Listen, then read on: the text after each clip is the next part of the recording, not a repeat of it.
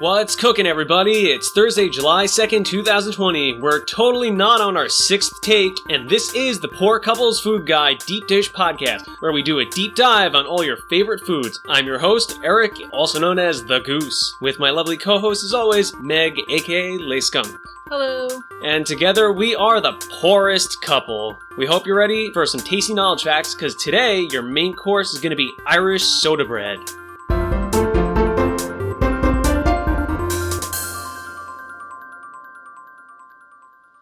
Alright, let's get started with this week's appetizers. So, this is going to be where we shoot the shit, see what's going on, talk about whatever random stuff we got to get out of our system for the week. I guess since this is our first episode ever, I guess we could just give like a loose sort of go through of what the podcast is going to be like. So, this section, as mentioned, is appetizers, and this is just going to be off the cuff, random things that we feel like talking about. We'll try to keep it like loosely tangentially related to food, I guess, but no promises. Yeah, that we can't guarantee that because we got very short attention spans. This is true. I'm surprised we've lasted this long already. Yeah, we're already like 30 seconds in. That's better than the last time we attempted this. Yeah. Well, for starters, I guess let's talk about this week's Friday food. Yeah, we should talk about it because we don't even really know exactly what we're doing yet anyway. That's tomorrow. Yeah, it is tomorrow. And I feel like most people outside of us don't actually know about what a Friday food is. I guess if I had to give like a loose definition, I consider Friday food to be sort of a combination of what people describe as cheat day and then what other people consider like weekend meal. I always thought that term was really stupid when you see people who are like, oh, this is a perfect weeknight meal because it just uses some soup. But as far as I'm not concerned about how long it takes, so I guess it qualifies for that whole like weekend versus weeknight. But basically, I just try to keep it fun. That's the theme of Friday foods. It has to be a fun, cool, delicious food that maybe a little more extravagant than the rest of the week. So yeah, I feel like usually if there's a dish that might take a little longer to cook and is also fun, I'll do it on Friday because it doesn't matter if dinner's is late on Friday or not because we stay up later, so dinner can be later. Plus, yeah, it's just like a good time to like experiment and like maybe try new recipes or just try screwing around with some, I don't know, new technique. But anyway, so now you know what a Friday food is. This week's Friday food is going to be Super Deluxe Burgers. Now, what's a Super Burger Deluxe or Super Deluxe Burger, whatever you want to call it?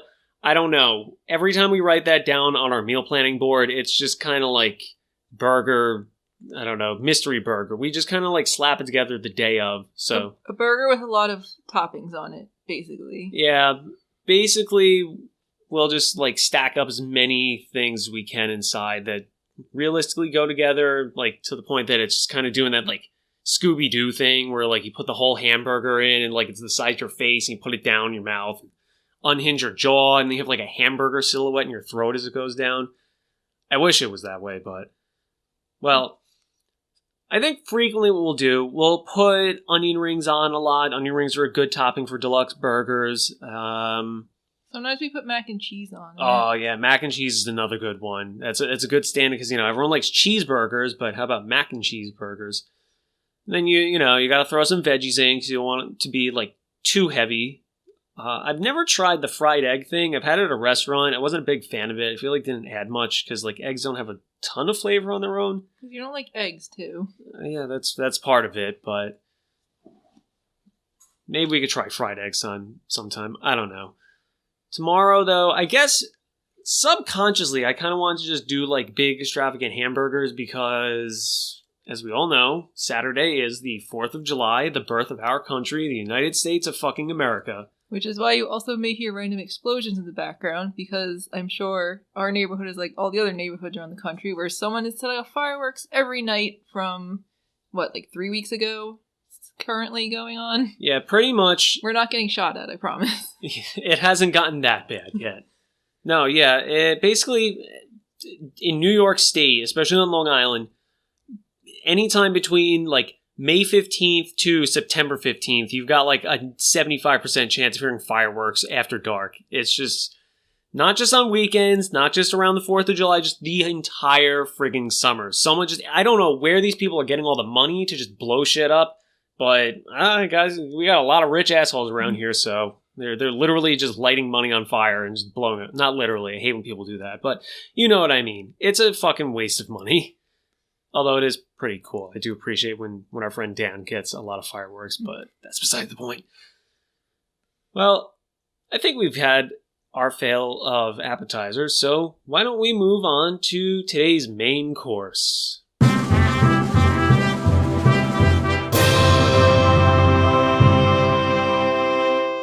Irish soda bread is a sort of catch-all term for any type of quick bread that you make using chemical leavening instead of yeast to make it rise. It's popular in both the United States and the UK. It's been around for a couple of centuries already because the term quick bread suggests it's pretty easy to make, especially compared to other breads which require a lot of finesse and rising, special flours to make them bubbly. So generally, with most people in America, when we think of Irish soda bread, we think of a big, round, cake-like bread. But believe it or not, soda bread can actually resemble flatbreads and pitas, and there's even more varieties than that. Yeah, but let's be real. No one thinks of flatbreads when they hear soda bread.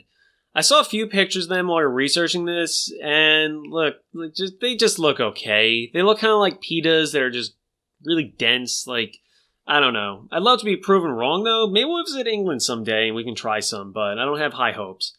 Ironically, Irish soda bread was not really invented by the Irish, despite becoming a Gaelic staple. It's popular there now, and it has been for a while, but unfortunately for the UK, soda bread is American as fuck. The trademark flavor comes from the use of baking soda in it, which imparts a bitter taste. If we're gonna get technical for a moment, let's go over baking soda. Baking soda is interesting. It's an alkaline, which is kind of rare for most foods. We get a lot of acidic foods, and acids tend to taste kind of sour, that's why citrus foods are tart. They have that sourness to them from citric acid. On the pH scale, 0 is the most acidic, which I don't even know what substance is 0 on the pH scale. I assume that it just burns through the core of the earth and fucking goes to outer space. Or it could be like a Bugs Bunny cartoon, just go straight to China. But, real talk, on the pH scale, sulfuric acid, which is probably one of the stronger acids that people actually know about, that basically falls at 0.1. So not quite 0, but you're getting there. The high end is alkalines. That's 7 to 14. 14 is the most alkaline. Neutral is 7. It's right in the middle. Citric acid, we were talking about with citric fruits like lemons, oranges. Citric acid is really low. It's a pH of 2.0, which I didn't even realize that until recently. It's not as acidic as sulfuric acid, but, it makes sense. You get, lemon juice in, a cut. So that's pretty agonizing. But either way, the more acidic it is, the more sour it's going to taste. Alkaline, on the other hand, alkaline gives a bitter flavor. So baking soda, as we mentioned, is alkaline. It's basic, so baking soda is around 9 on that scale. So it's not super alkaline, but it's high enough to give that taste. Who are you calling basic? Sorry, baking soda, you a bit basic. Actually, if you want to think of a real-world application of this, think about big, soft pretzels. They're delicious, they're fluffy and buttery and delicious, they're awesome. But if you stop, take a moment, you'll realize you actually do have, a little bit of a bitterness to them under that, salty bread flavor. That bitter, underlying tone, that's the alkaline. That's what makes pretzels kind of taste like pretzels. I think they used to use lye, chemical cleaner lye to make pretzels, but now I think they use more food grade substances, maybe baking soda, although I think there might be a food grade version of lye. I don't know. We don't make a lot of lutefisk around here, so not too up and up on chemical lye. But anyway, at the same time, soda bread has that similar bitter taste to it, just like pretzels do, because it gets made with a lot of baking soda compared to other breads. And actually, come to think of it, the use of baking soda in soda bread wasn't necessarily for the flavor, it's to help it rise. We'll go over all this later, but in case you haven't really put it together by now, baking soda is where we get the name soda bread from. So, sorry to anyone who lived in a fantasy world where the secret ingredient to Nana's homestyle soda bread was a bottle of Coca-Cola. Though we live in America, so, like, who the fuck knows? Someone's probably tried it before. Okay, I have a confession. My mom and grandma's recipe for corned beef uses ginger ale. And since corned beef and soda bread are usually made at the same time, as a kid, I thought the ginger ale was for the soda bread. That's, Did you not understand that the soda bread doesn't taste like ginger ale? I don't know, I was a dumb kid. Yeah, kids are dumb. Although, there's cakes that call for Coke. I was about to say, I kind of want to try making a cake or some sort of dessert that calls for ginger ale now. Anyway, another trait of Irish soda bread is that it's common for people to cut two bisecting lines in like an X or a cross shape on the top of it before it bakes. Traditionally, people refer to this as letting the devil out, quote unquote. I think from a technical standpoint, it might be done to help the bread expand and sort of like rise better, but also, Irish people are really freaking obsessed with Catholicism, so why not cut a big old cross into that Irish bread? So, I went to see if Ireland is more Catholic or Protestant to see if this joke even worked / was correct, and wow. Protestants and Catholics really do not get along in Ireland. I had a little idea, but yeah, I'm just going to slowly back away from this comment on religion. Probably for the best. Anyway, while it's frequently made plain, you can also have soda breads that feature like seeds, like poppy seeds, caraway seeds, fennel seeds for like a more hearty take on the regular version. Some people use different types of fruit, like currants, cherries, orange pieces, and some people might even add raisins because they're fucking monsters. Raisins are the devil. Fuck raisins. Don't put raisins in anything. No. Except for the garbage. Put raisins in the garbage because that's where they belong. Fuck raisins. And make sure dogs don't get them. Very bad for doggies. Anything that's sweet and can kill your dog because it tricks your dog into eating it, not good. Don't stock that in your house. Public service announcement, don't buy raisins. One thing that's worth noting, though, is the Irish soda bread is actually pretty similar to the Italian sweet cake bread that's called panettone. The main difference with panettone, though, is that they're made with yeast, so they come out a little bit more cakey, and they have more sugar in them. I'd like to point out, you need to be careful in discussing sweet-tasting breads, because there's also a foodstuff called sweet bread, which inexplicably is a cut of meat that's basically just baby cow pancreas. Isn't that everyone's favorite? I'd really like to know who the fuck came up with that one. Like, ignoring the fact that someone had the idea to cook a calf pancreas, but like after the fact, when people were deciding what to call that, they were just like, oh hey, so you know how we have, bread? Like starchy, weedy goodness, bread, tasty, good stuff? What if we take this like shitty cut of meat that like nobody wants? What if we just called that sweet bread? Look, I know, it doesn't taste sweet, it doesn't have anything to do with bread, but like, hey, come on, it'd be great for pranks, right? I gotta think there's only like one realistic explanation. Like, someone thought it'd be hysterical to offer someone a sweet bread and really get a kick out of it when they go, what the fuck is this? Like, really, I really think it was a trick, because how else would anyone be lured into eating that? Apparently, the name comes from the fact that pancreas and thymus organs apparently taste sweeter than other organs, and bread comes from an Old English word to breed or braid that can mean meat or flesh. I don't know, I don't buy it. Also, I don't want any of my meat to taste sweet, so I'll just stick with some Oreos, thank you. Fuck sweetbread. Anyway, we're getting off track here, so why don't we get started with the origins of Irish soda bread?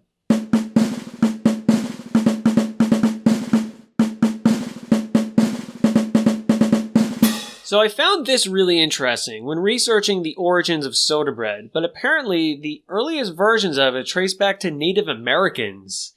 Yeah, I wasn't expecting that one either, right?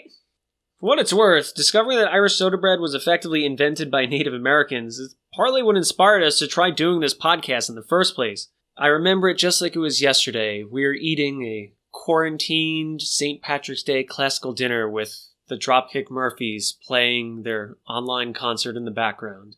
I don't know why I refer to them as the Dropkick Murphys like an old person. Because you're in your 30s now, so you're old. I'm sorry. Fuck it, we're all old. Anyway, real talk though, yeah, we had some soda bread that we're eating, and we looked it up, and it was like, holy shit, soda bread was invented by Native Americans? That's pretty cool. But so, yeah, that kind of inspired us to start this podcast in the first place. Anyway, apparently, at some point in the last 500 years or so, Native Americans discovered they could just make these really simple breads using primitive flours, water, and this substance called potash, or potash? I think it's potash, I don't know. It's sort of like an early precursor to baking soda. Potash is some sort of like weird powdery material. It's made by taking charcoal that you got from potassium-containing plants, and then you soak it in water and evaporate the water.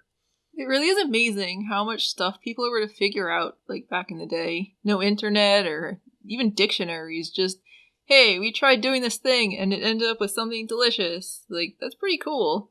And I'm sure there were a lot of trials where the bread ended up just tasting like charcoal first, but like, still, very impressive. Yeah, I think about that a lot. Like, we take it for granted that it's just like, well, going back 30 seconds ago, like, we were fucking sitting down eating soda bread. It was like, I wonder what the origins of the soda bread food we're eating. And I just fucking typed it in my stupid phone, and then there we go. We had the great answer that would surprise us. And compared to, like you said, even just 100 years ago, if you wanted to try something out, you had to go to a library, or you need to find a fucking, like, expert on the subject to, like, would, like, teach you and show you how to do it with, like, their bare hands. And now we just have fucking YouTube videos where someone's just like, hey, what's up, everybody? Today we're going to show you how to construct a potpourri box. My name is Roger573, and please like and subscribe.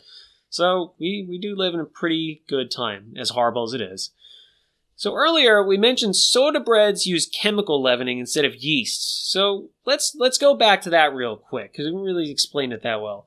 We all hear about baked goods need to rise, but I feel like a lot of people probably just like glaze over that without thinking about the actual process. Basically, rising is just whatever the dough or batter you're baking, it develops a bunch of air bubbles inside of it, which kind of just helps it to poof up and get a lighter texture.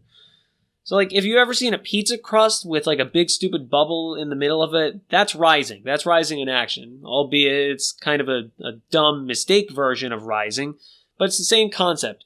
Air developed inside the dough and it didn't quite pop, so it left that big air pocket inside. In general, this is what you need to happen for, like, most baked goods. Instead of just one big stupid bubble, you want a bunch of small ones that just sort of, like, poof it up evenly.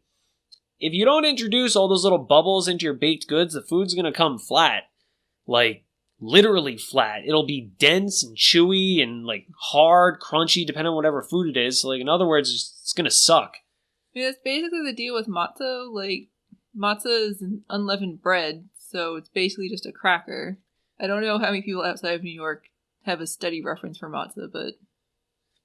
If you want to know what a matzah is and you're not from New York and you don't come from a Jewish family, picture a saltine cracker. It's a giant saltine cracker. Picture a saltine cracker like the size of a fucking placemat, and also it has no salt on it, so it's not like a saltine cracker.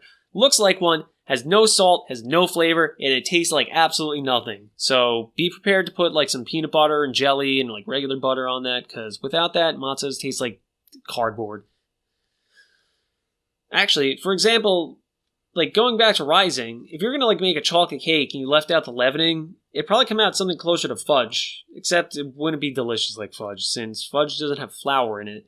Instead, you just have this like weird, dense, hard to eat cake that probably tastes and feels like you're eating a sponge. Ugh. So without leavening to create all those bubbles, like bread would just sort of come out, like we said, like a matzah, like a cracker, or there's something called hardtack.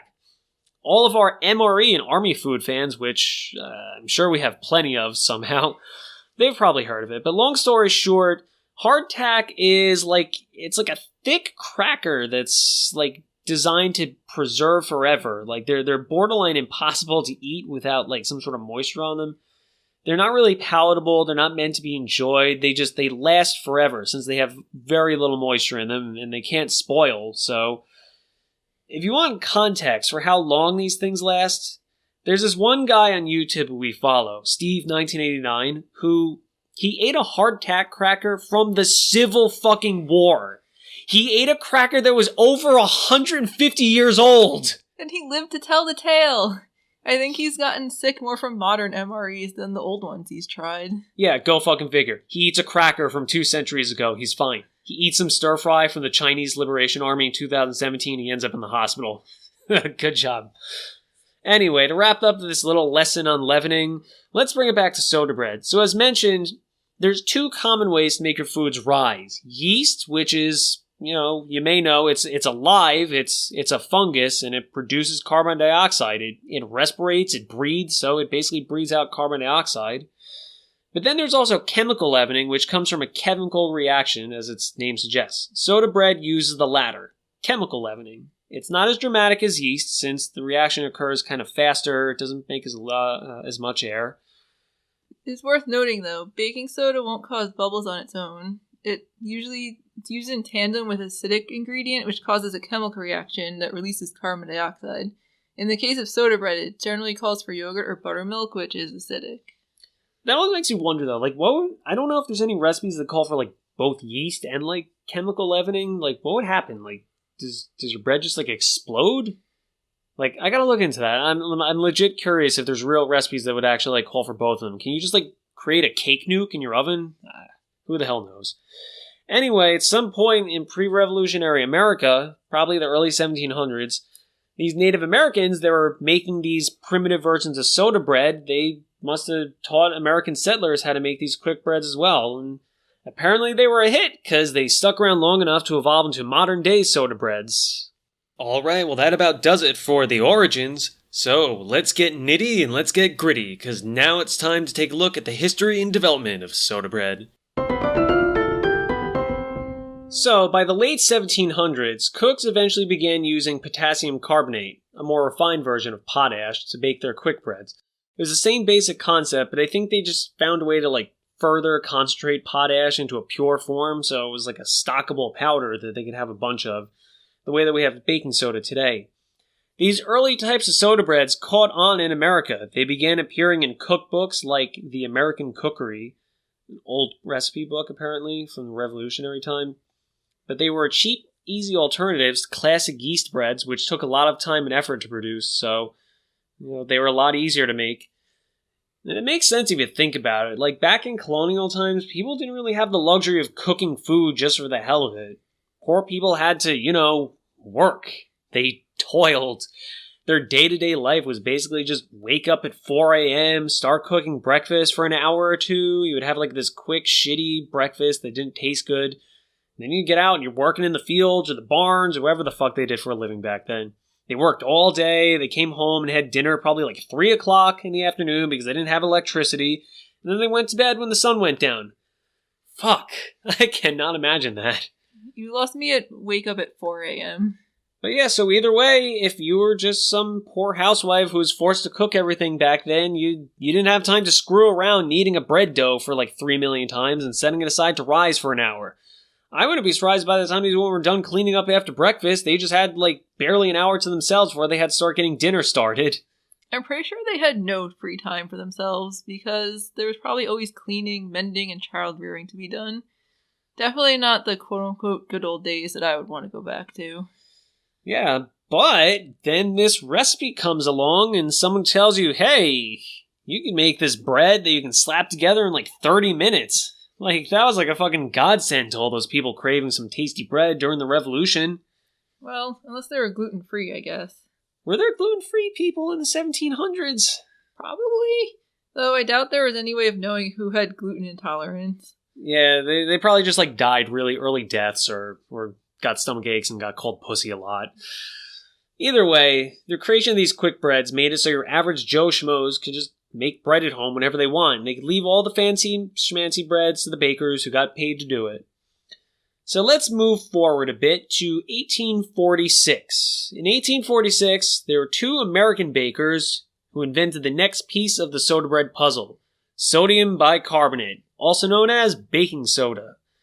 So this whole time, Irish soda bread was being made with potassium carbonate, which, as mentioned, was similar to baking soda, but not quite the same. Apparently it had an even more bitter metallic taste than baking soda does, so it kind of gave the foods that you made with it a metal taste themselves. It's also of note, I discovered that potassium carbonate is apparently one of the 3 drugs they inject into people during executions, because it can induce cardiac arrest. Whoa. Do you think that people originally gave soda bread to their enemies or something? I don't know. I guess apparently, eventually they just decided having a metallic-tasting lethal injection powder wasn't the best thing for helping your breads rise. It's worth noting also that in 1791, there was a French chemist named Nicolas Leblanc who created the compound sodium carbonate. So at this point, we hadn't reached baking soda quite yet. That was just sodium carbonate, not sodium bicarbonate. Freaking chemistry. That stuff that by this guy, Nicolas Leblanc, this stuff was also known as soda ash. It was just a rougher version of baking soda. It was slightly chemically different. It was a stronger alkaline, so that made it a little bit better for cleaning and chemical manufacturing, so not as good as regular baking soda was. But anyway, in 1846, we had American physician Austin Church and his brother-in-law John Dwight. They officially invented baking soda after they discovered they could create a weaker alkaline version of the aforementioned sodium carbonate by adding carbon dioxide, and the weaker pH made it suitable for cooking. Thus, it made it for a perfect leavener to replace sodium carbonate in soda breads. So, yeah, sorry, UK, that's another strike in the soda bread is American column. Jeez, I'm almost starting to feel bad for those guys at this point. I do need to point out, though, while researching, we did discover that it seems like there were some primitive forms of sodium carbonate and bicarbonate did in fact exist in natural forms prior to either the French or American inventions of it. But these two examples were more when, modern manufactured versions were created. So I guess you could say baking soda was invented by nature or God or whatever, but, for the sake of food history, we're only interested in the manufactured types. It's an interesting fact here that I didn't realize, but the company founded by those guys, Church and Dwight, is named Church and Dwight, and it went on to grow into one of the biggest household product companies we have now. Specifically, they're the ones that own Arm & Hammer brand baking soda.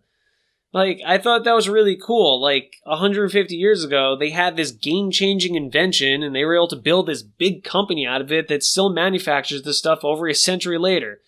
Capitalism for the win, baby. They were the Phil Swifts of their time. Yeah, good for them, and God bless Phil Swift. And Flex Seal. Flex on, brother. Interesting side note here, but apparently some U.S. senator in 1919 declared that a court judge from North Carolina informed him that baking soda cured Spanish flu. Supposedly there were no deaths in the area, and they were giving patients baking soda. Considering the Spanish flu went on to kill nearly 1 million people in the United States, I'm gonna guess that they weren't exactly onto something here. Yeah, that seems like, Anyway, with the invention of baking soda, it just sort of went mainstream in American kitchens, and soda bread was changed forever. It caught on in the US, and then it made its way over to Europe, and it became popular there as well, for good reason. English bakers began making their own soda breads, and soon the dish finally made its way over to its ultimate destiny. Glorious Erin, the Emerald Isle, the home of saints and scholars, and Guinness. Merry old Ireland. Or Ireland, if you're going to be super Irish. In the mid-1800s, soda bread caught on pretty quickly in Ireland for a couple of different reasons. So, for starters, Ireland historically had really shitty soil conditions that made it hard to grow certain staple crops, like hard wheat, for example. Hard wheat is higher in protein than, the wheat we're used to, and when it's made into flour, it creates more gluten. Generally speaking, we see this called bread wheat or bread flour in modern-day applications. Yeah, to contrast, soft wheat is higher in starch, so the flour that it produces is better for desserts and pastries and cookies and things that don't need as much structure as a bread does. If that's the case, though, where are all the great Irish pastries and desserts? The only Irish dessert I can think of is a Sunday Bloody Sunday. But basically, if you want to bake most varieties of bread, you need the good stuff. And, well, in Ireland, that stuff just didn't exist. Or you probably had to buy it as an expensive import. But there was one type of bread that you could bake using the soft wheat that they were growing. Yep, you guessed it, soda bread. So basically, once Irish people found out they could make this quick, easy bread without all that fancy, cool flour and yeast, they got way into soda breads. And the rise of soda bread couldn't really have come at a better time either, because right around that same time was when the Great Irish Potato Famine hit. So, quick history lesson here. Remember how I mentioned that Ireland historically has bad soil that wasn't really fit for growing a lot of crops? Well, one of the few crops that did great up there was potatoes. So, now you know why stereotypically Irish people like potatoes. Great. But Irish people didn't just like potatoes, they relied on them. Potatoes became a staple crop for Ireland to the point that much of their economy and their way of life revolved around the potato market. So, let's just say you have this one crop you're like entirely reliant on for food and money. What happens when that crop, say, just dies? Yeah, you're fucked. So during the 1840s, Ireland's potato crops were stricken with a mass outbreak of this mold infection called blight. What happens is basically mold spores infiltrate the plant, they reproduce, they get to the fruit, and that just ends up rotting the potatoes away after a few days. It's super contagious, and it can wipe out entire fields in just a week or so. So yeah, as you can imagine, Ireland just got fucking bodied by this potato virus. People were starving, the economy was in shambles. It was so bad that at least 1 million people starved or died of related illnesses. And around 1 million other people fled the country to places like England, the United States. It's estimated that the population of Ireland as a whole dropped 25%. A quarter of the population just vanished in the span of 5 years. That's insane. But yeah, so there's a bunch of other background and history involving the British monarchy and the economic fluctuation of Ireland at the time, which also accounts for why the famine was so bad. But in the context of a food podcast, who the fuck cares? We're here to talk about potatoes. No, we're here to talk about soda bread. But, so anyway, as you can imagine, this is another reason the Irish people latched onto soda bread so much. Wheat wasn't affected by this blight virus, and so flour was still available, so naturally, soda bread, which is cheap and easy to make, it caught on even more than it normally would have. Apparently, during the potato famine, soda bread was so popular, people were like price gouging baking soda and like other chemical leaveners that you could use to make it. During research, we even discovered that there were some stories that like demand was so high that you had scammers that were selling fake ingredients to make a quick buck. And unfortunately, there wasn't really much in the way of food regulation back then. So, if you just had a shady Irishman selling a bag of white powder and saying, "Oh yeah, sure, it's baking soda, I swear I'm on my mother's grave," you had to trust him. So but who the fuck knows what was being sold to some folks back then? I believe flour was also being cut with a multitude of other white powdery substances back then. I watched it on a YouTube video, which I can get the information for if anyone's interested. But yeah, so like someone theoretically could have thought they were making soda bread with flour and baking soda and really was basically just making like a chalk loaf. Fun times. Yeah, apparently people ended up getting poisoned and dying from it. Like, that's such a friggin' bummer to me. Like, you're surviving one of the worst famines your country will ever see, and like you're making it through and you're living on, only to just get done in because some douchebag sold you a bag of crystallized Drano or something and told you it was baking soda. Fuck. But, fortunately, after 4 or 5 years, the famine eventually ended. Actually, I gotta say, this was another bummer to read up on because there wasn't really much of a happy ending here. There was no aha moment where, like, someone just stood up and yelled, "Fuck you, blight, we've got the cure!" Instead, it just kind of like took like 5 years for all the potato crops to like regrow and adapt after being wiped out. And a quarter of the population starving to death or fleeing to another country. Just logistically speaking, there's fewer mouths to feed, which also helped end the famine. So yeah, overall, it was a shitty ending to a really shitty time period.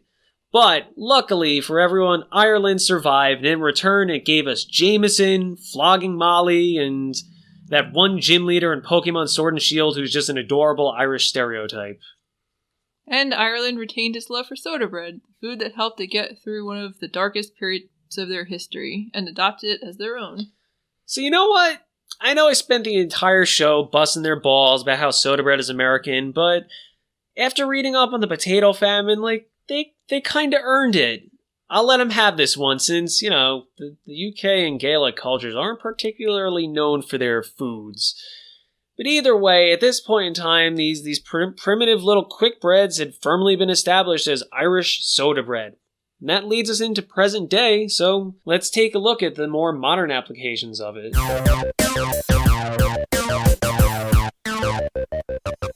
So, as we've covered, despite it being invented in the United States by Native Americans and having its early development in the United States and its key ingredient of baking soda being invented by an American company, everyone still associates it with Ireland.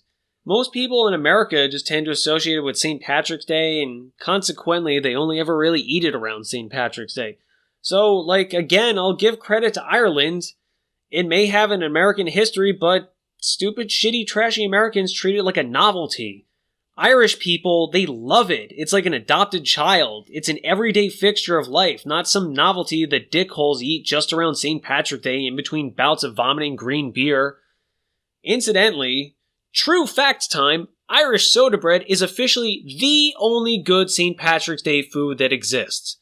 Well, aside from green-colored bagels. New York listeners, you know what we're talking about. Oh yeah, sure, I can hear people now. Don't forget about corned beef and cabbage. Shut up, I'm gonna put it lightly here. Fuck corned beef and cabbage. It's not good. It's a meme food and nobody cares about it. You know how you can test this? Let's run a little experiment. I want you to think to yourself, when was the last time you, 1, ate corned beef and cabbage, and 2, craved corned beef and cabbage? What's the answer to both of those? St. Patrick's Day? Yeah, exactly. Generally, foods that people like to eat tend to get eaten more than once a year. I'd be shocked if anyone I knew in person actually ate corned beef more than once a fucking year on St. Patty's Day. Do corned beef sandwiches count in your little rant? Because there's probably people who eat corned beef sandwiches throughout the year. I don't know, maybe, but if people actually liked corned beef, they'd ask for a corned beef sandwich instead of inventing one and calling it a Reuben. So either way, props to Irish soda bread for actually being worthwhile compared to that shitty food. Going back to Ireland, though, in modern times, soda breads are considered part of an Irish quote-unquote proper breakfast, which features bacon, sausage, fried eggs, white pudding, black pudding, toast, and a fried tomato. What the fuck is white pudding? I know black pudding is like a gross, weird old blood sausage or something, but I don't even want to know what a white pudding is. I'm going to assume white pudding isn't vanilla or white chocolate, which are the only acceptable, flavored puddings that should be white. Or coconut. Well, like I said, the UK isn't exactly known for its food. I know they used pudding first before we did, but, come on. It's time to pass the torch and use pudding just for the custard type. Ugh.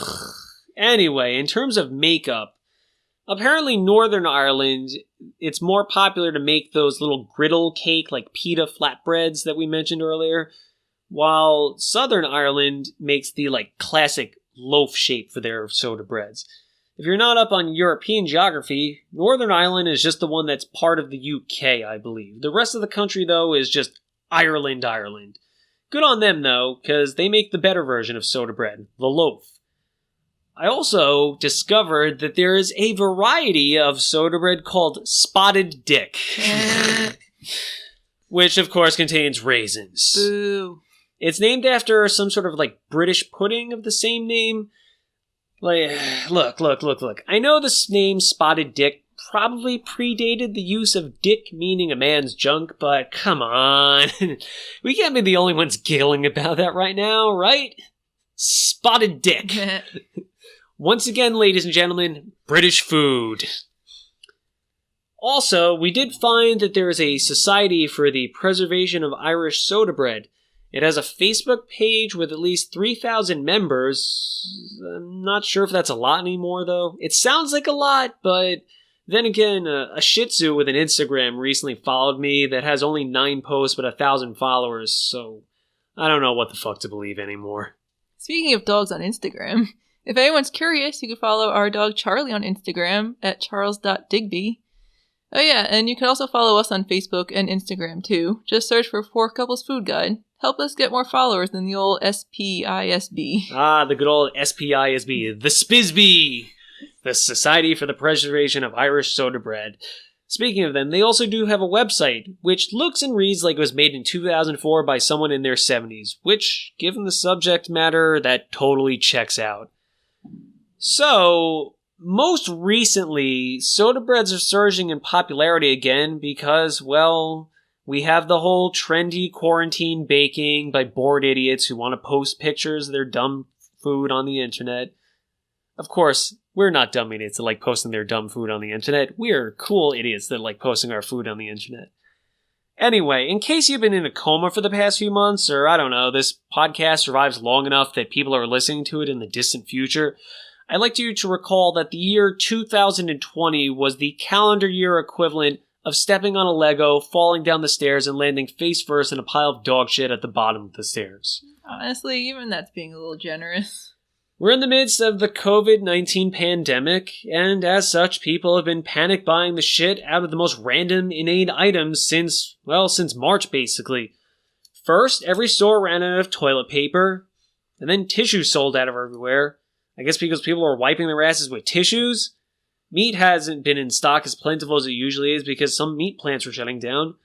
But then, inexplicably, the internet as a whole just decided to start baking things out of boredom for whatever reason. As if, like, the American population had just came right out and was like, never tried my hand at this whole cooking thing.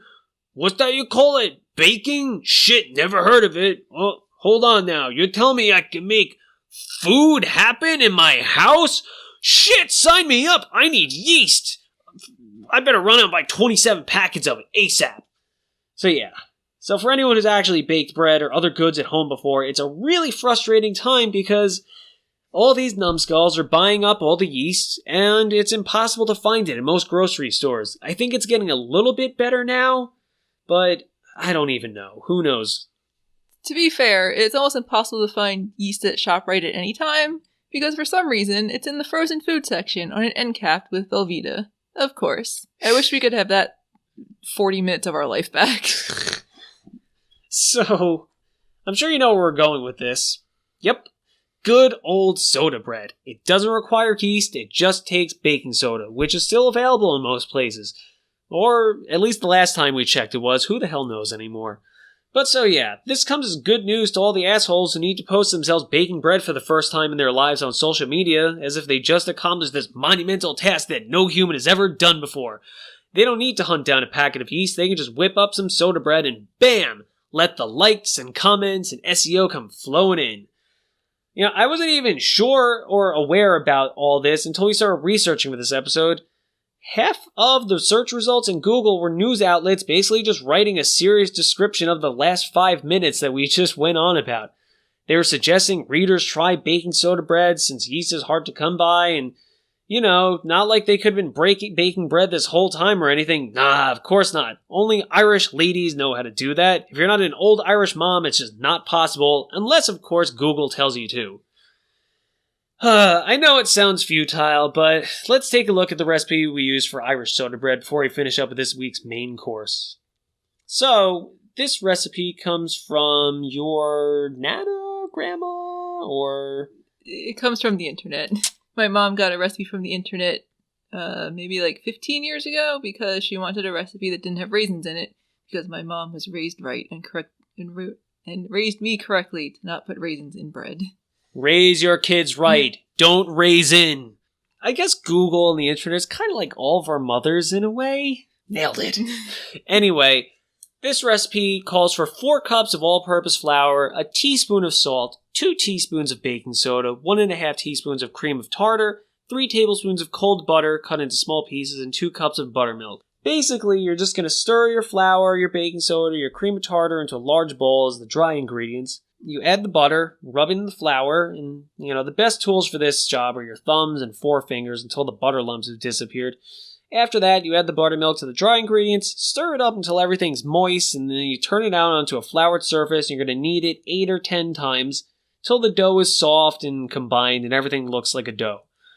Form that dough into a ball, place it onto a floured baking sheet, and with a sharp knife, you gotta let the devil out. Cut a deep cross all the way through the unbaked loaf.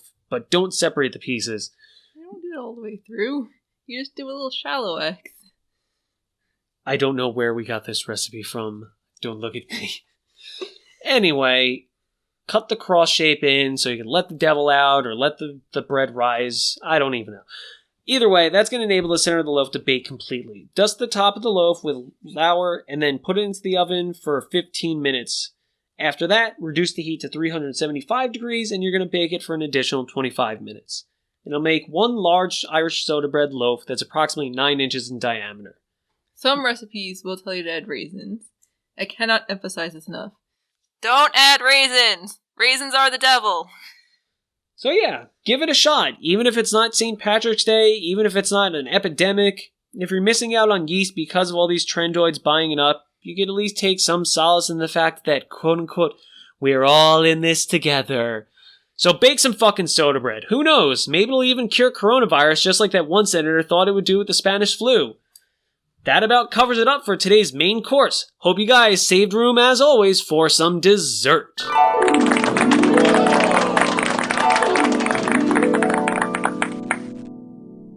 So I guess the same way we did with appetizers, we'll go over like a brief overview of what dessert is going to be. Is it cookies? I like cookies. No, it's not cookies. Aww. Although I really could go over some cookies right about now. Alright, it's in the podcast. We're going to make cookies. Bye, guys. See you later. See you later. Fuck off. But no, seriously. Dessert, well, we're going to do this as kind of like a revolving sort of rotation of different, like, I don't want to call them games, but just different little featurettes. Like, we've got some ideas. It'll always feature the mailbag where we'll answer reader questions and comments we may have received on social media. We have an old recipe book where basically you try to guess what the ingredients are based on what the name is, and sometimes doesn't exactly go the way you would expect it to. Or vice versa. Hear the horrifying ingredients and try to guess what the recipe is supposed to be. Yeah, so we've got some ideas for different things like that. We'll start them up in the next episode. For now, let's just go to this episode's mailbag. So, as always, you've got questions and we've got answers. You can write to us at porkcouplesfoodguide@gmail.com and ask for any cooking advice you may need. You could also send in any comments, feedback, criticism, hate mail, love mail, chain letters, postcards, and whatever random pondering should pass your mind. Please, just send us whatever you want. We'll read it on the show, unless it's something just incredibly racist. Once again, that's porkcouplesfoodguide@gmail.com. Or, if you like, you can hit us up on Facebook as well. And now Instagram. We do have a recently launched Instagram. Please follow us there as well. So, this first mailbag question comes from a friend of the show, Sarah. And Sarah asks, when I'm baking with cream cheese, it always breaks up into little chunks instead of getting all smooth and creamy. How do I prevent this? The first way is to make sure that your cream cheese has come to room temperature and is thoroughly soft, since the harder it is and the colder it is, the harder it's going to be to get nice and smooth. You can even experience this even if you're just putting cream cheese on your bagel. It's harder to spread it if it's straight from the fridge and cold. But also, if you have it at room temperature and you're still having trouble, maybe try a different brand. Not to name drop or obviously not sponsored, although if anyone wants to sponsor us, that would be great. Give us money. But somehow Philadelphia just has the best cream cheese, and I've never really had any trouble with them. Aldi, I love you, but your cream cheese kind of sucks. It's not the best, and do tend to have more trouble with theirs not getting smooth when doing stuff. So yeah, first try making sure it's at room temperature before using it for baking. And then 2, if you're still having trouble, just try a different brand and see if that works any better for you. Yeah, it does come down to temperature in my experience a lot. If for some reason it's a cold winter day and you just can't get that cream cheese to warm up, you could even take the cream cheese and put it out on a plate, put it in the microwave, and microwave for 10-15 seconds, and that should soften it up and it should blend better. Of course, we're in the middle of summer now, so that shouldn't be a problem. Let's move on to the next question. We have a question from Kyle, another friend of the show, who asks, how long after the Best Buy date is food good for? I've got some pancake mix that I'm embarrassed to admit how old it is. Well, I've got good news for you, Kyle, because you are not the only person with ludicrously old food in their apartment. Because I don't even know where to start. I think we have some Snapples that said the Best Buy date was 2017. And we also just have a couple of donuts on our stove that are... I think they're going to be 3 years old this year. They'll be celebrating their 3rd birthday this October, I believe. They're Dunkin' Donuts, just plain chocolate frosted donuts, I think. They're white chocolate. They're Halloween ones. They were Halloween. They're frosted Halloween donuts, and I'm pretty sure we got those back in 2017 or something. I don't know why they're there. they got stale after not eating them for a few joke. days, and then we put them out as a joke. Yeah, we left them out because we thought surely this oily, fatty, like delicious donut will go bad. It'll get moldy. Everything in our fucking apartment gets moldy. We put bread out, it gets moldy. We used to have butter in a butter belt, it went moldy. I wouldn't be surprised if there's mold growing in the fucking air vents. Somehow, though, these donuts, they just keep going on. They're invincible. They will never be moldy. They'll never go bad. I mean, technically, they're probably really bad. They're petrified, but they look like you could eat them, and they're just still sitting on our stove to this very day. Incidentally, we have not eaten Dunkin' Donuts since then because I'm not sure I want that sitting in my body. I do love donuts, though. I could go for a donut. Wow, we got way off track, though. Sorry we didn't answer your question, Kyle. Anyway, in case you haven't put it together, the Best By date is more of a suggestion. Most food that's not perishable can survive the Best By date for at least probably a few months. Sometimes maybe even a year. Like, I think that there's some confusion between like expiration dates, sell-by dates, and Best By dates. So let's give a little, I guess like a semantics lesson here. I believe expiration date is like a legal definition that says like, it's usually used for like meat, milk, stuff that like goes bad pretty quick. That's like the like legal date when it's like expected to like not really be safe to eat anymore. And at that point, if you eat it after that, you can't sue the company and be like, my fucking meat went bad and I want money because I got a bad stomach. So that's more of like, that's probably the one you need to like look out the most for. But even then, meat, usually can like last in the freezer for months and months and months. The next one up is the sell-by date, which I think is also used for meat and milk sometimes, but it's also used for like baked goods. The sell-by date, similar to the Best By date, is more of a suggestion, but it's more like regulation for the store. Like, they have to sell it before that date, because it's pretty much going to be like guaranteed to still be good at that point, but then after that, like, all bets are off. So you could buy it, take it home before the sell-by date, and then have it after the sell-by date, and it probably will still be good. But just as its name suggests, they can't sell it after the sell-by date. Now, you're asking specifically about the Best By date.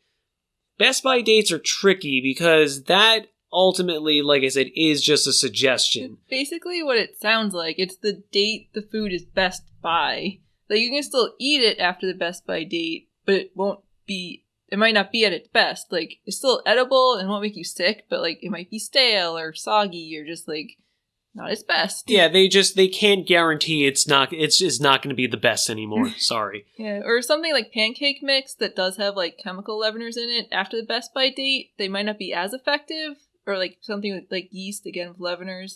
Some of your yeast might have died off or not rise as effectively after the Best By date. But again, they're still safe to eat. They just won't be their best. Yeah, I feel like a good rule of thumb is like give it a sniff. If it smells bad, don't eat it. Obviously, if it smells bad, your nose is going to tell you what's bad. After that, you just got to like play it by ear. Like, it might not be good texture-wise. It might not be palatable, but it's probably still safe to eat, especially if it's dried goods. But you just gotta be smart. So, I feel like we didn't really answer your question, but because there's not really a firm answer. It's a case-by-case basis. Yeah, you gotta go on a case-by-case basis. But, like I said, you can at least take some solace in the fact that you're not the only one with old food in your pantry. Just look at any old Italian grandma's pantry. There's gonna be food in there from like the 70s. Yeah, probably from the Reagan administration. All right, peeps. With that, we're all set here. Check, please. Well, that about wraps it up for this very first edition of the Poor Couples Food Guide Deep Dish Podcast. We hope you enjoyed it at least a little bit, since, as I said, we're just kind of like figuring things out for now. If you didn't turn it off at this point and made it all the way to the end, well, brownie points to you. Hell, who knows, maybe you even learned a thing or two. And maybe you'll actually make some brownies.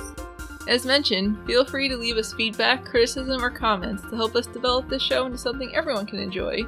Check out our blog, poorcouplesfoodguide.com, and email us at poorcouplesfoodguide@gmail.com. Yeah, we're still not big enough to get our own email domain. Maybe someday. We're looking forward to giving this trial run of episodes a shot. And hey, maybe if you don't hate it too much, or if we don't hate doing it too much, it'll turn into something we can continue to deliver to you on a regular basis. So next week, we're going to be taking a look at an American classic. Probably one of the most iconic foodstuffs in United States history, whose predecessors trace all the way back to Genghis Khan carrying on a horseback. Feel free to guess in the comments section, and maybe if you guess right, then we might give you a shout out in next week's episode. Here's a hint. There may be foreshadowing in this episode if you listen closely. Until then, everybody, stay hungry and keep feeding that brain.